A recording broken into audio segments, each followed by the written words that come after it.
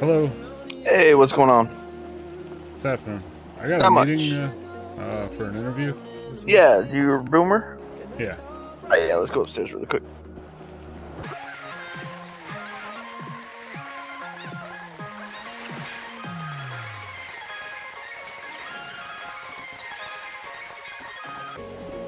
I ran right by it. Did you see that? That's crazy. It's all good. You Krieg? Is that how you say it? There we go. Are you Krieg? Is that how you say your name? Yeah. Yep, that or K-Rig, whatever. Either one works.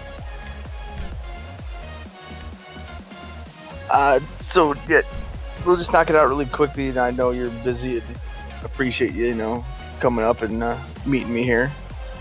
Oh, yeah, no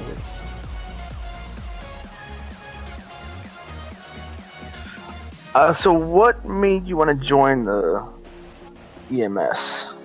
I'm new to the city, and yeah, I've been in other cities, but I've always enjoyed the EMS because I get to go around and help people and meet everybody in the whole city and stuff like that. I know it's an essential part of the city running properly, so.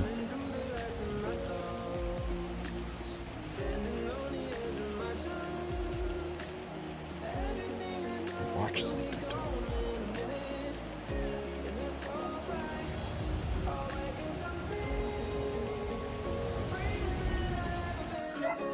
How much medical knowledge do you currently have? And I mean, if you say none, that's fine. We're just trying to get a baseline for each person. Been a volunteer firefighter, first responder for like 20 years.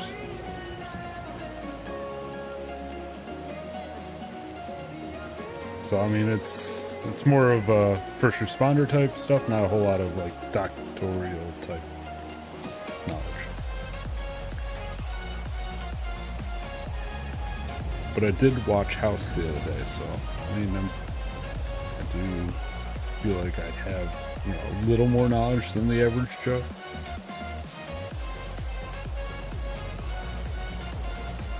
Grey's Anatomy too.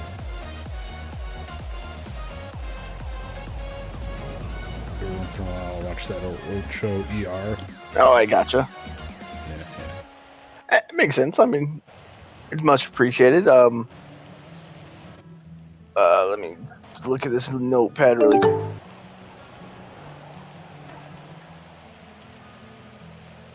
So, I mean, you kind of experiencing stuff like that. EMS can be kind of time-consuming and, high intensity and stuff like that. Are you understandable of that route of, what it may entail and what it can take?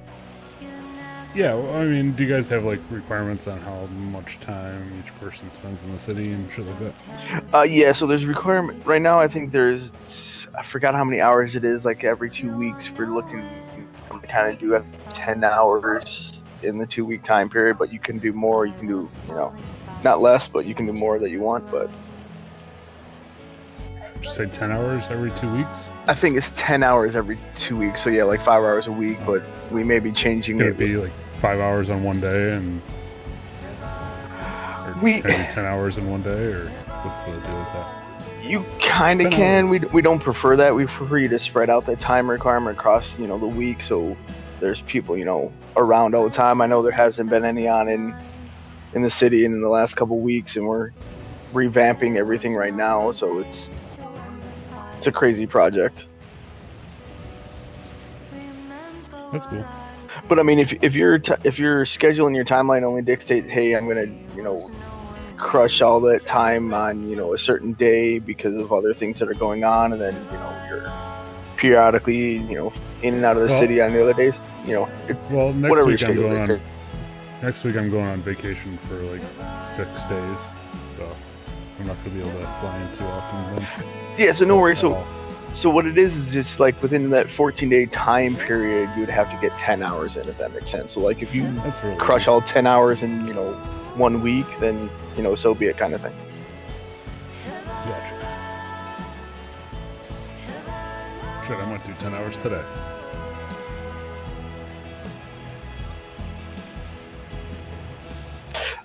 And then, so kind of a standard clause we have on some situations may that you may get involved in with medical wise may trigger some things, may make you feel uncomfortable, whatever. There's nothing that says you have to do the particular scene or the scenario. So just let you know, the interview is kind of OOC and in character at the same time. So if I use some, as some people say, alien language or some weird language, just letting you know what's going on. Gotcha. So some things are, some scenes could be triggering, can have some effects on people and everything else. You're not required to do anything you don't feel comfortable with, but be mindful that you may still be around those kind of situations. Are you okay with that? If you understand what I'm saying. You'd be surprised at what I'm comfortable with. I gotcha.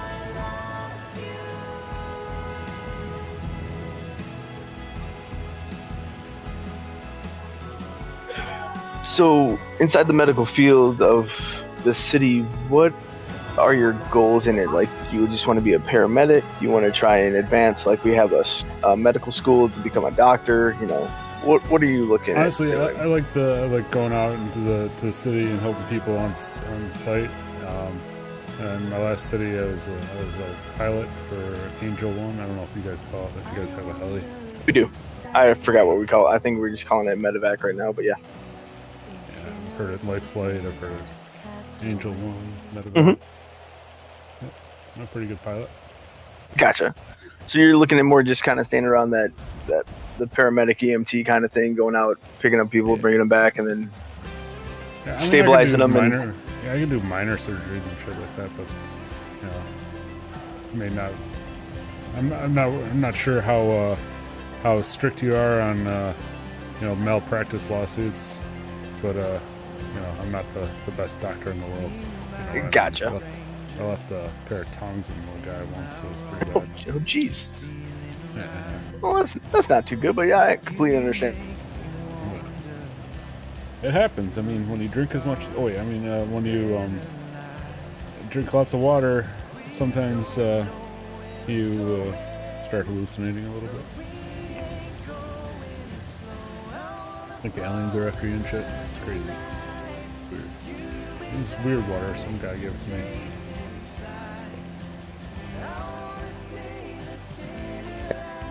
It wasn't somebody's bath water, was it? Because I hear that stuff can kind of get crazy, with bath salts mixed in. I was super thirsty. And the guy said, here's a bottle of water. And he handed it to me, and then next thing I know, I'm getting sued for malpractice because I left a pair of tongs at a dead guy. He was dead. I was just sewing him up.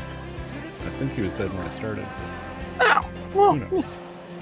Who knows? That's why we have people that investigate that for us. Oh yeah, I just brought him down to the morgue. But then, I got like a note put in my permanent record. Well, I shouldn't have told you that. It wasn't my fault. Let's just leave it at that. All right. I got you. And it shouldn't. It probably won't happen again. New city, new life. Just starting out fresh. Yeah. We do a training kind of academy on the weekends. It roughly is about 3 hours. Do you think you can make one of those sessions when it comes up? There'll be to teach it. No, we'll be teaching it to you. So you'll be the trainee on it, and we'll go through policies, procedures, SOPs, stuff like that. All right. And we'll give you, when do they have them? It's usually every other weekend. So we'll give plenty of time beforehand to let you know when it's coming. And if you can't make it that particular weekend, we can do private trainings if we need to or stuff like that. Well, I definitely can't make next weekend if next weekend's when it is, but I can do it today if you guys are doing one today. Nah, it'll probably be in 2 weeks if we do one. So we'll get all the applicants that we're talking to this weekend, process them through and stuff like that, and then. So am I not going to be able to work until then? No, you'll be able to ride-alongs and stuff like that and do other things. Like we may be able to give you quicker classes to get you guys out on the road before that training happens. Alright, because if you need me to, I can teach a session this weekend. No, we should be good. Okay. We'll get it all worked out with you. No worries. Alright. How long does it typically take for somebody to be a cadet to just like an EMT or a solo cadet and all that other? It's usually we do about a week as like a trainee, and then after that you're usually solo. It all depends on the individual person, and how they take the things and how much they want to move on, if they're going to go solo quickly or not.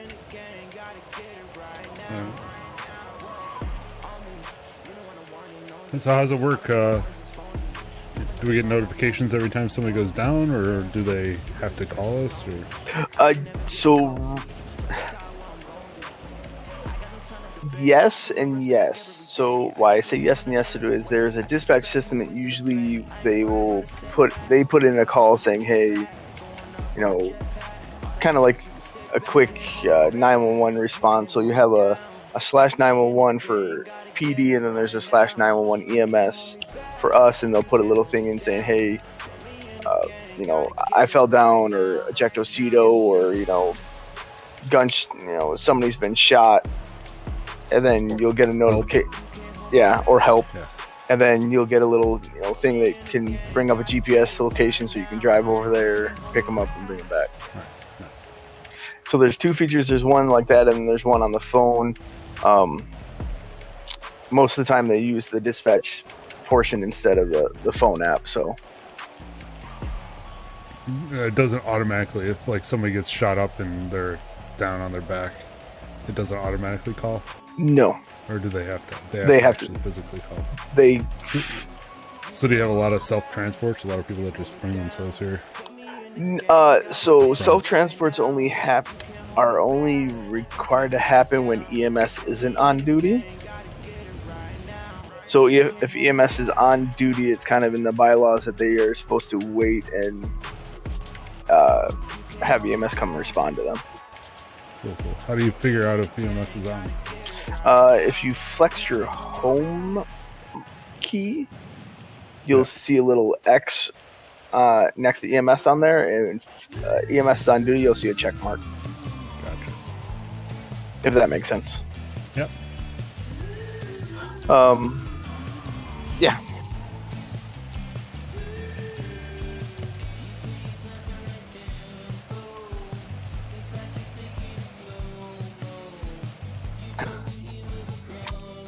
Knowing what you said before, this should be somewhat easy, so I'll ask just one example of a stressful situation. Can you? Oh boy!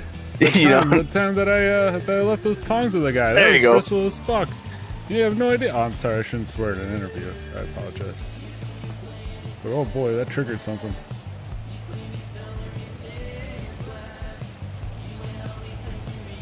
It was a total accident too, and I don't even know if I really did it. But the stressful part was the situation afterwards when people were coming and trying to sue me and shit. When it was happening, I don't think I was very stressful at that. So let me come up with a different situation. There was this time where there was a call down at Woo Cafe that I went in there, and I think everybody was on Molly, I'm not gonna lie, because they were all trying to touch me and shit like that, and it was stressful because there was one person that was laying on the ground. I was trying to help him, but all these people were coming over to me and trying to touch me, and I was like, get away from me, I don't know what you guys are on. I'm just trying to help this guy, I'm trying to do my job, you know what I mean? At the end of the day, I'm just here to do my job, I'm not here to you know, do weird things with you guys. So just leave me alone. It was super stressful, and I don't know how I made it through that, but I did, and I saved the guy's life. And at the end of the day, I'm a hero. I gotcha. Makes perfect sense. So 2 more questions. I like it. If you saw a fellow paramedic breaking procedure, what would you do? Depends on the procedure, but I mean, I may step in and say, "Here, let me do it. I can do this. It's okay. You relax, buddy. I got you. No worries. I'll take care of it from here. Move along. I've got experience in this situation. I can do it. You don't have to. It's all good. Everything will be fine. Just why don't you go hang out in the car over there for a minute, and I'll be over after I help this guy."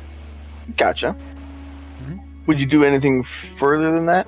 It depends on what the situation. I mean, if he was, starting to transport somebody and he didn't put him on a back brace, is that the type of situation where, yeah, I got it, don't worry, I'll put him on a back brace for you. And but if it's like pulled out a gun and shot somebody, I'd probably have to report it to my superiors. You know what I mean? Or if it's I gotcha. No, it makes perfect sense. Are you talking like breaking like Bible laws? No. I'm talking about same thing that you're talking about. Like, let's say same thing you were talking about. Hey, they're trying to pick up a whole entire patient that's that's got a complaining about back pain and neck pain, and then they're just gonna go hoist them over their shoulder and throw them in the back of the car. Oh yeah, you can't do that. You could cause more damage doing stuff like that. Yeah, that's why I don't like when people drive their buddies to the hospital, because they didn't secure them properly, and all those bumps and shit in the car, and they aren't driving the speed limit. They're running red lights, and they're risking even more damage and more health every time they transport their friends. It's a bad situation. Gotcha. And then so for the final question,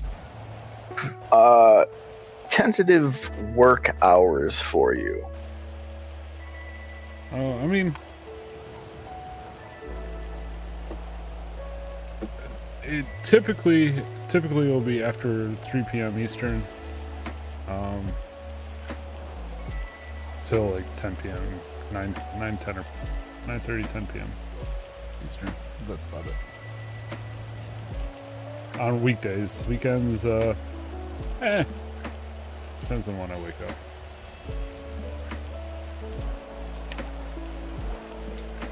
And not every day. I mean, I do other things too, but those, if you're gonna see me, those are the times you're gonna see me.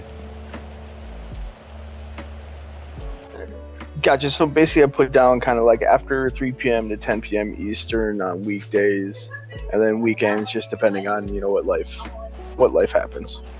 Yeah. I gotcha. I have to work in my head on weekends too. So. Oh no, completely understandable. I gotcha. Other than that, you got any questions for me at all? How's the pay? Where do I get my uniform? Yep. So, the pay's pretty good. I mean, it's we're out here to save lives and stuff like that. So, and then I will take you on a little tour. We'll go back downstairs and I'll show you a couple things. Okay. I ran into that door. Why am I running?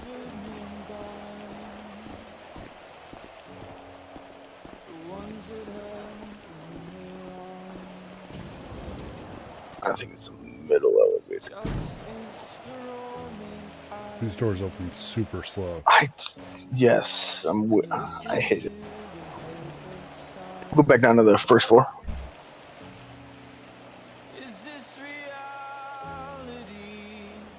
We can't define what makes us care to breathe. Basically, that's the emergency room. So people that check in with Nurse Nancy out front and all that will pop in back there.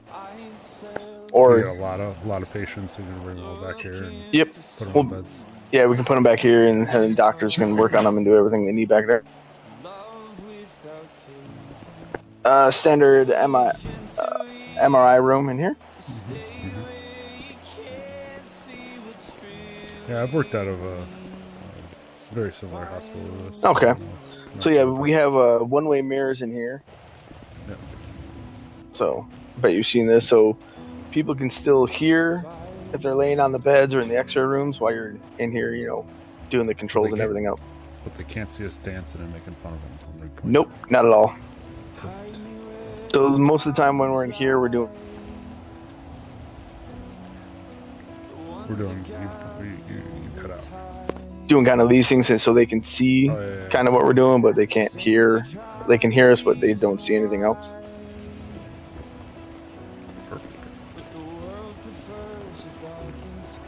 Just a little standard, single doctor's offices on.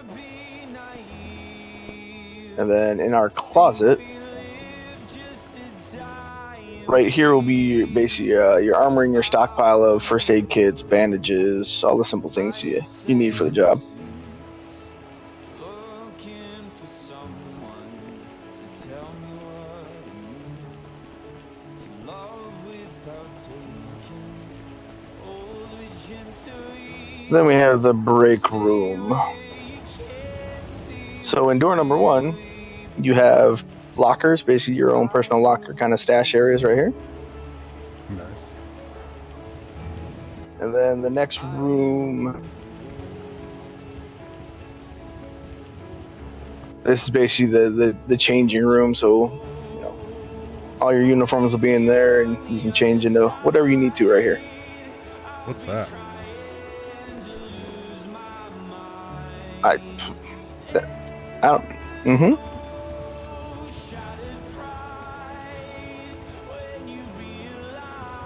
But yeah, so that locker room back there for changing is basically like just like a clothing store in a sense. Gotcha.